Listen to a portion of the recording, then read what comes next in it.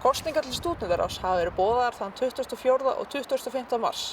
Eins og venjulega mun kosningin fara fram með rafrænum hætti og gefst nemendum Háskóla Íslands sá valkostur að velja fulltrúa fyrir fræðasvið þeirra í stúdentaráði. Sem stendur býðst nemendur að velja úr frambjóðendum tveggja lista, annars vegar Vöku, Hagsmunafélag stúdenta og Rösku, samtök félagshyggjufólks við Háskóla Íslands. Við ræðum hér við Grétu Þórisdóttir, forseti Rösku. Hvernig fara kosningar fram í ár? Þær eru rafrænar á uglunni. Það birtist svona blár borði efst á uglunni, þar sem er hægt að kjósa. Sjáum við fram að það verði einhver vandræði vegna heimsfaraldursins í kosningunum? Í rauninni ekki. Kosningabaráttan verður að mestu leyti rafræn þetta árið og við höfum vanist öllu rafrænu þetta árið, þannig að það ætti ekki að vera mikil vandkvæði við það. Hvað gefst nemendum HÍ að kjósa í ár?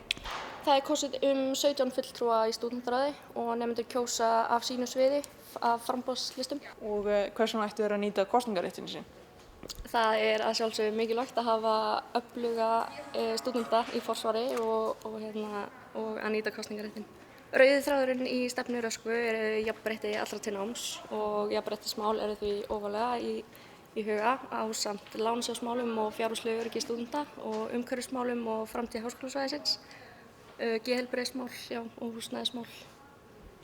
Ekki náðust í fulltrúa Vöku við gerð fréttarinnar en kosningabarátta stúdentahreyfinganna tveggja verður vonandi kröftug og nemendum til góðs.